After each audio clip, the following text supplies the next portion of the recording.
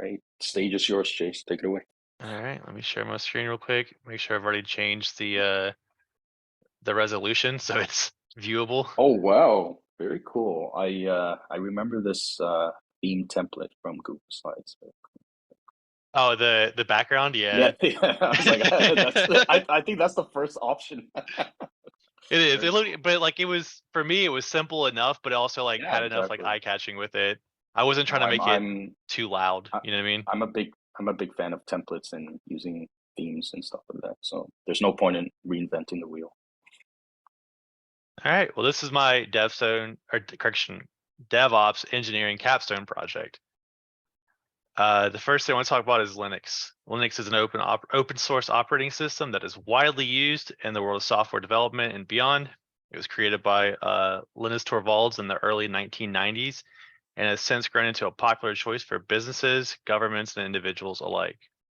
Linux is known for its stability, security, and flexibility, as well as its ability to run on a wide range of hardware.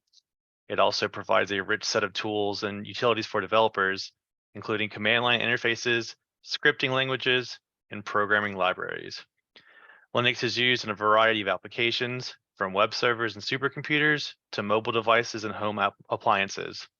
Overall, Linux is a powerful and versatile operating system that is valued for its reliability, security, and ability to meet a wide range of computing needs. And there's some more slides on it. For DevOps and engineering, they go hand in hand. Linux is the most widely used operating system in the world, DevOps, and it is often the preferred choice for automation and development tools. Linux provides a robust and reliable platform for building and deploying software applications, making it a popular choice for DevOps teams. Many DevOps tools such as Docker, Kubernetes, Ansible, and Jenkins are designed to work seamlessly with Linux. Linux offers a high degree of flexibility and customization, allowing DevOps teams to create tailored environments and workflows for their specific needs. And Linux's open source nature and extensive community support make it a cost-effective and accessible option for DevOps teams, especially those with limited resources. So we're getting to some examples. I have like 40 windows open. So see if you can you see this pretty well? Yep, looks good to me. All right, so things you can do, and now that I'm doing this, I should probably show the slides as well. So the first thing we're going to do is SSH into a Linux OS. So I am using Ubuntu, and I'm already SSH in with my client. If I wanted to reconnect, then it would use my username, password, and the host name. Once we're in there, do a bunch of commands. So if I wanted to figure out like what files were in my home directory, use ls, and it shows a bunch of different files in there. You can change directory. So if we wanted to go to Grafana, now if we ls again, there's nothing in there, but it's fine. If we wanted to go back, there are a few ways we could do it. You can either use the home variable, which would bring you back to your home directory, or if you were back in Grafana and we wanted to get back, but we wanted to do it a different way, we could cd and then actually do the entire path of where we are. We'll put you back. With those variable settings, you can set your own variables. Like if we wanted to do, say this cool guy is Nat. So now we've saved that variable. So if we wanted to print it, we could use the echo command. And then it returns back, who's the cool guy? Nat is. And if we wanted to, Bonus marks for the variable. perfect. And if we wanted to get rid of that variable once we were done with it, we could use the unset command. And then if we try to echo that again, there is no more variable. Other things you can do, if you wanted to say edit some files, so that grafana.yaml, we can use nano, vim, all sorts of different programs. I have nano installed. And then now we can access this file and be able to read and change things as we wanted. And then if we were ever to try to do something where a normal user needs elevated permissions, so things like updating installing different applications or trying to change directory files that are protected, we would use the command sudo. So if we wanted to sudo apt-get update just to change all of our repositories, we'll do that. We enter the sudo password, and then we can do it. If we didn't, paused. There it goes. That's fine, I'll fix it later. If we didn't use that, so if we did the same command without sudo, it would tell us our permissions denied. So that's what sudo does for us.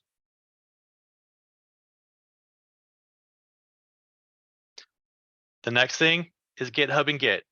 GitHub is a web-based platform that allows users to store and manage their code repositories in the cloud. It provides tools for version control, collaboration, and project management, making it a popular choice for software developers and teams. Users can create and manage repositories, collaborate with others, and track changes to their code over time. GitHub also provides features such as issue tracking, wikis, and pull requests, which make it easy for teams to communicate and work together on projects. Overall, GitHub is a very powerful tool for software development that makes it easier for developers to manage their code and collaborate with others. So for some GitHub examples, we're going to pull code from GitHub, go to the newly created directory, verify files were cloned correctly, make changes to a file, and then push the changes back to GitHub. So if we bring the terminal back up, and check to make sure, do I already have it? I do. So we'll clone land, or we'll already have lambda scripts in here. Give me 1 second.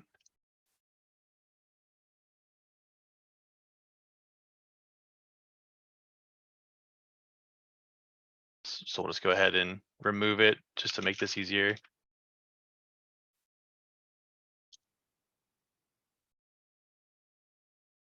Oh, I'm very not smart.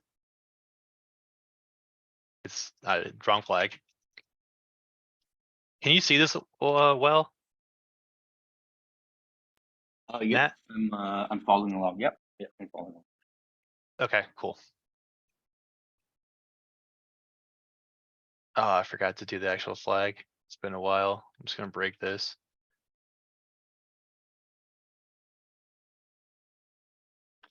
RM, RF. One thing I forgot to mention earlier when we were going over file paths, you can either do this all over the text line, or what I personally like to do is to SSH or FTP over SSH, and then you can have a visual representation of what all your files are. So if we go back to the home directory in Chase, which is where I am, all those things that were brought up with LS earlier are here as well. So it helps keep track, in my opinion. All right, so the first thing we're going to do is we're going to clone a repository. I think I have it somewhere.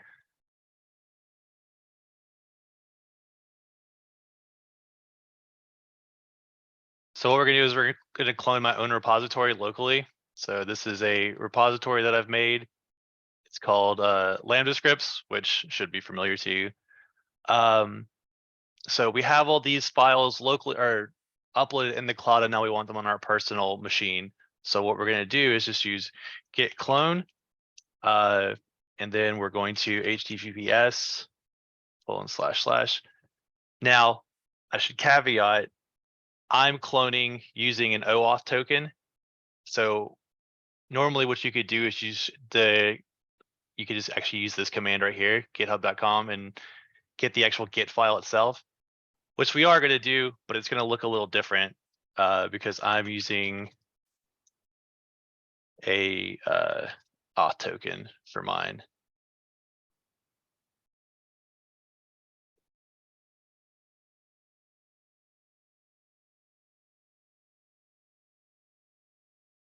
All right, so now that it's done that, we can ls the file again, see that it made the lambda scripts folder. We can cd to it. And then we'll see that all of the files and folders that were in that repository are now here. If we wanted to, say, change something in IP tools, we can CD to it, which we talked about earlier, ls to see what's in here, and then we can go to, let's say, Dynamo edit .py. So we can come in here and we can add whatever we want. So if we want to do, here's a testing, we'll save that file. And then to push the change file back to that repository, we will then git add period. We can look at the status of the Git and see what's changed. Yep, that makes sense. The only thing that we've changed right now is the dynamo edit.py file. Once we're good with that, we can commit it.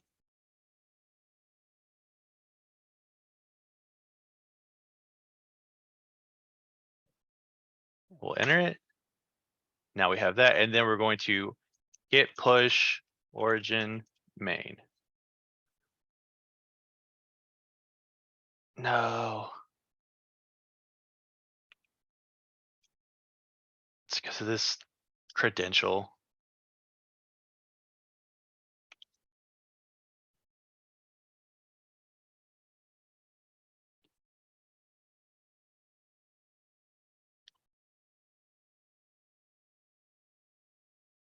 Yeah, see, never mind. 1 second. I did this earlier on here, but I swapped to git credential because it did not like the fact that I was using username and password. But when I checked it out,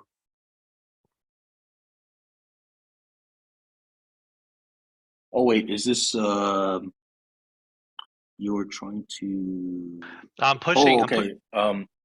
What you can do, Chase, if you want a quick fix, I'm sure there are other ways to do this, but you can create a temporary token on your GitHub developer account, and then use that temporary token to allow you to push.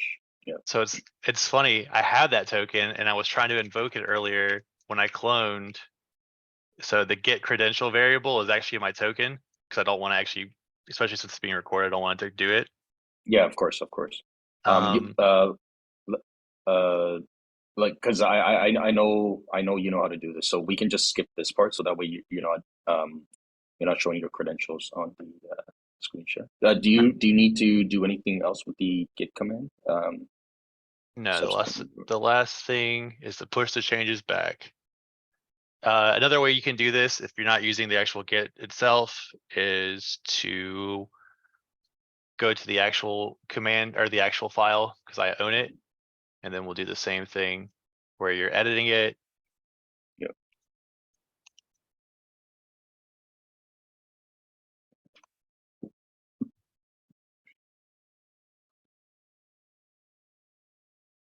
And then we push. And then it's now edited. Yeah, because here in the browser, you've already authenticated into your account, so that's why you're allowed to make those. That's right. No, it was weird because earlier it worked. I don't know if I think it's because I've been messing around with Jenkins all day because I'm trying to what's the word? I'm trying to optimize the Jenkins file I'm gonna show you later. And so I gotta go back and look at it, but that's usually how I push is from here. Yeah, no worries. We can just skip that Git thing for now, and then later, if you the other parts, if you still need to use a Git, we can stop the screen share temporarily while you embed your token into the command thing. Gotcha. All right, the next one, architectural diagrams. Architectural diagrams are an important part of designing and implementing a DevOps pipeline. These diagrams provide a visual representation of the various components of the pipeline and the flow of data and processes between them. A well-designed diagram can help teams to understand the overall architecture of the pipeline and identify potential bottlenecks or areas for improvement. Architectural diagrams for a DevOps pipeline may include components such as source code repositories, build servers, test environments, deployment servers, and monitoring tools. They may also include details such as the types of data being passed between components, the communication protocols being used, and the security measures in place to protect sensitive data. And I have some slides here of a way that you can go from version control. So as a developer, you upload to GitHub. You can have it push auto builds to Docker, usually through Jenkins. And then you can also have it set up to auto deploy to either your Google Cloud service, your AWS Cloud service, or even Docker IO for a Docker file itself. And then this is a AWS portion of it where you have access policies through Lambda functions. And then you can have API calls go between Dynamo tables and other instances. You have your CloudWatch logs, which log every time a Lambda function is invoked, as well as debugging. And then for the AWS IAM role is for actually executing these Lambda functions, and in turn having access policies as well. Infrastructure as code, aka CloudFormation. AWS CloudFormation is a service offered by Amazon Web Services that allow users to create and manage AWS resources using code. With CloudFormation, users can define a template that specifies the resources they need, such as virtual machines, storage volumes, and network configurations. Amazon will automatically provision and configure those resources. This allows users to easily create and manage complex infrastructures, as well as ensure consistency across their environments. CloudFormation supports a wide range of AWS services and integrates with popular development tools like AWS Code Pipeline, making it a popular choice for DevOps teams. In addition to provisioning resources, CloudFormation can also be used to manage updates, rollbacks, and dependencies, as well as provide auditing and monitoring capabilities. For our CloudFormation steps, we're going to deploy a virtual private cloud, 2 public subnets, and 2 private subnets using a YAML template in CloudFormation. Do I actually have it open? Yeah, here we go. Perfect. So this is the AWS CloudFormation. I'm going to upload the YAML file that I have made. And then we can discuss. We can view it in Designer first before we actually make it. And then we have to scroll for 20 years until it shows up. There it is. So if you look, this is what the YAML file was passing, which is just a bunch of things. So the VPC, the subnets, the 2 public and 2 private, the internet gateway, so it can communicate with the outside world, attaching said gateway, creating routing tables. And then we can look and see all of that built here. Do you need me to actually build and attach a VPC or a EC2 to it, or does this suffice? No. This looks really cool, and you explained it already, so yeah, makes sense to me. Perfect. Just because it would just take more, because it takes a while to build it. But I'm not trying to like scam you out of a good presentation.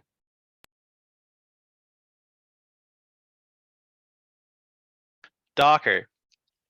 Docker is a popular platform for building, shipping, and running applications and containers. Containers are a lightweight way to package software with all of its dependencies into a single package that can run consistently on any infrastructure. Docker makes it easy to create and manage containers and is widely used in modern software deployments and development, or correction, modern software development and deployment workflows. With Docker, developers can quickly test and deploy applications across different environments, from development to production, without worrying about compatibility issues or dependencies. So for some Docker steps, we're going to pull an image from Docker Hub. We're going to run the Docker image locally as a standalone container. Or is there a better way? Kubernetes uses Docker as the underlying technology to run containers on the nodes of a cluster, which brings me into Kubernetes. Kubernetes local setup. So we'll have right now we have 2 machines, one running as the control plane, one running as the worker node. Networking between the pods is handled by Flannel, which can be found at this link. Additionally, additional worker nodes can be added to the cluster as needed or as available. Here are the steps we're going to use that are going to satisfy both the Docker and Kubernetes portion. We're going to connect to the control plane and get the status of the cluster, either through K9S or using kubectl git pods all namespace. We'll add a new worker node using the join command. We'll run our YAML to run the web SSH app that will be pulled from Docker IO. We'll verify that the pods have been created. We'll port forward to web SSH so that it's reachable from local and remote connections, and we will test the connection locally and remotely. So if we look at K9S right now, because I always have it open, it's in my opinion, an easier way to visualize everything that you have going on with your Kubernetes cluster. So we can see right now we have two different nodes, the server, which is the control plane, and the talk through, which is my worker node. Networking is either handled by my actual router, or this is all the flannel portions for the internal communication, so that the worker node and the control plane can talk to themselves. If we wanted to use the kubectl version,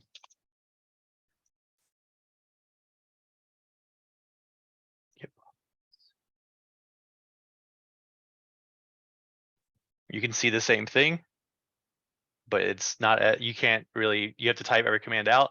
But the same thing as we saw here with the namespaces, and so I have three namespaces, kubeflannel, which is all the networking portions of it, the kube system itself, and then I have monitoring set up as well. And if you look, the same thing, two kubeflannels for the networking between the cluster, the kube system itself, and then monitoring. One thing I did want to show you that I forgot. If we look at web ssh.yaml, we are still using Docker. What it's going to do is it's going to pull the container that I've already uploaded to Docker. So you can see the images is Docker IO and then my own personal repository on Docker. And we're going to grab the latest. And if we look at it, which I don't have it open because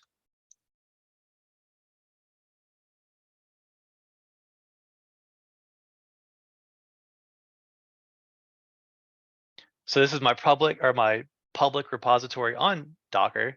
So it's a web SSH portal with HTTP allowed because the initial one only allowed HTTPS. Last pulled 7 hours ago. It was last pushed 2 months ago. So after we run the once we apply the YAML to Kubernetes, we'll see that that image was pulled again, and we'll verify that now.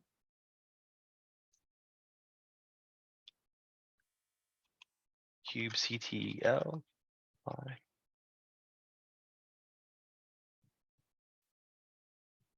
So now that we see that the pod web SSH was created,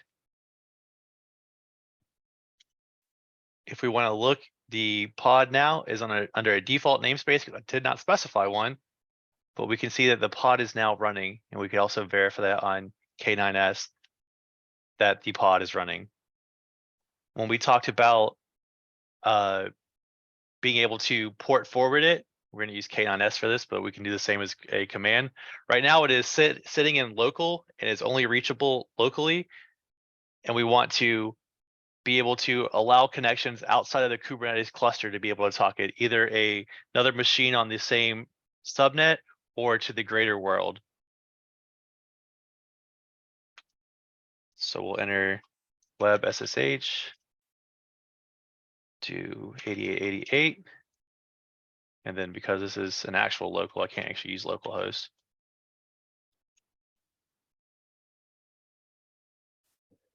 The other reason why I'm using K9S is that every time you use a Kubernetes port forward command, you have to keep that window open. Now you can get around it with using screen to keep that active connection open. But if you use K9S, it'll still hold it while you do other things as well. So now that we have that running or that port forwarded, now we can, if we look at my local host for 192.168.2.138, the web SSH platform's there. And then if you as well, Nat, you wanted to check, if we go to the actual IP that I have set up, we can see that it's also web facing. Do you want me to give you this IP to test yourself? Yeah, sure. I'll test it out right now. just put it in the meeting.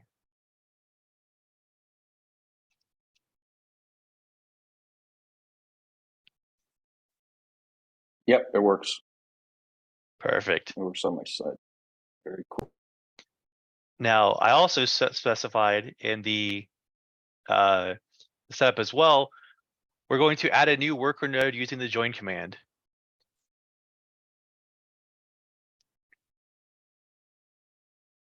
Copy it real quick. So what we can do is we can go to this thing called new server, which we are now connected to, and we can hit the join command, and hopefully the token's not expired. Forgot, just kidding. Forgot that you have to sudo it, which is what we've talked about earlier.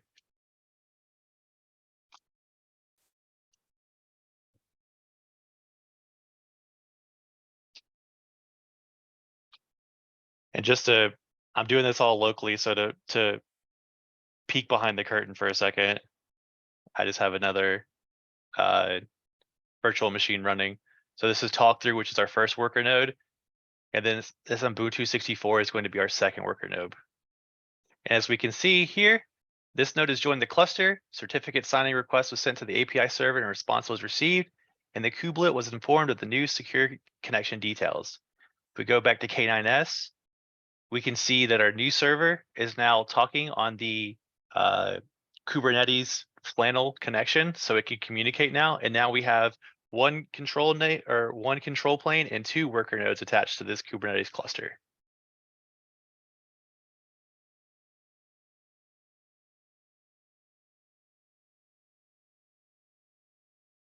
CI/CD. A CI/CD pipeline is a process for building, testing, and deploying software automatically. It's an essential part of modern software development and helps teams deliver high-quality software more efficiently.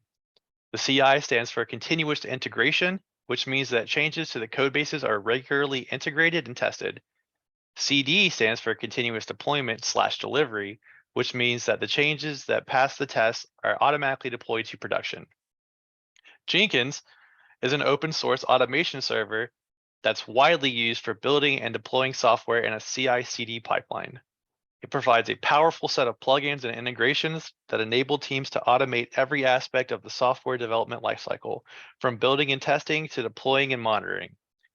Jenkins can be configured to automatically trigger builds and tests when changes are pushed to a version control system, such as GitHub, and can then deploy the software to production when the tests pass. Jenkins also provides a web-based interface for managing and monitoring the pipeline, making it easy for teams to collaborate and coordinate their work. Using Jenkins to automate deployment. Jenkins gets notified when changes to source code are pushed through a GitHub webhook. It'll run the associated Jenkins file included in the GitHub repository, executes the steps or stages in the Jenkins file, gives a nice timeline of how long each step takes to complete, and if a stage cell fails or completes successfully, and can be used to build software automatically when source code changes. A sample problem for us. I'm working on a project that has its own repository. I also want to publish the work that I am doing to my own repository. The 2 repositories house AWS Lambda functions that, when executed, perform a number of jobs on the AWS platform. Currently, if I were to make a change to one of the functions, I would have to update it 3 different times: to my own repository, the project's repository, and to AWS itself. Maybe Jenkins can help us out with that.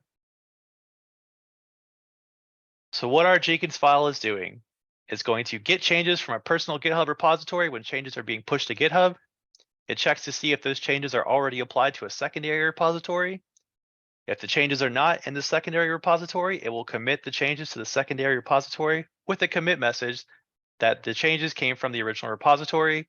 Then it takes those changes and pushes them to the appropriate AWS Lambda functions. So if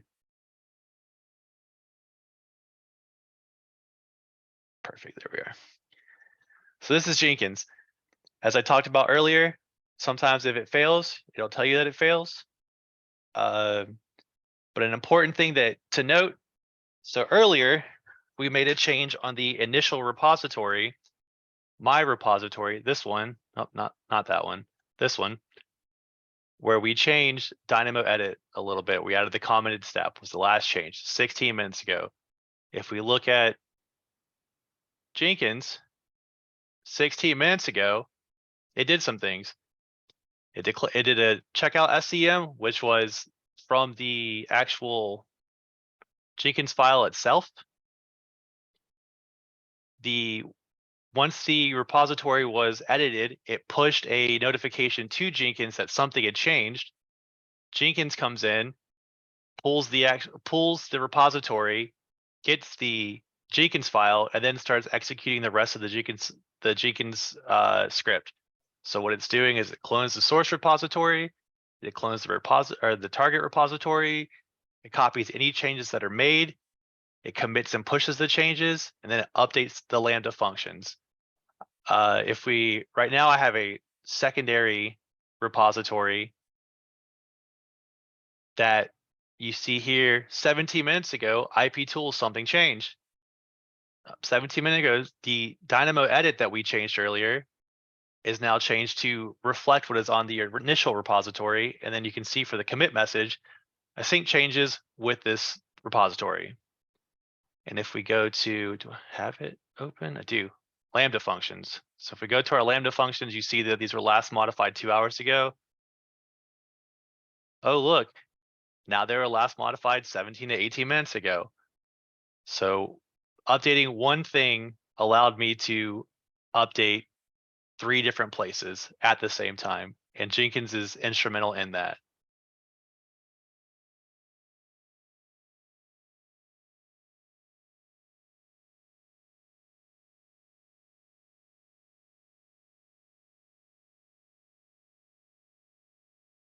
And that is my slides. I will open the floor up for any questions. I am just very impressed, and wow, just what an amazing presentation and project and set of code you've delivered, Chase. Very well done. If there's nothing else that you wanted to present, is it okay if I stop the recording? Yes, sir.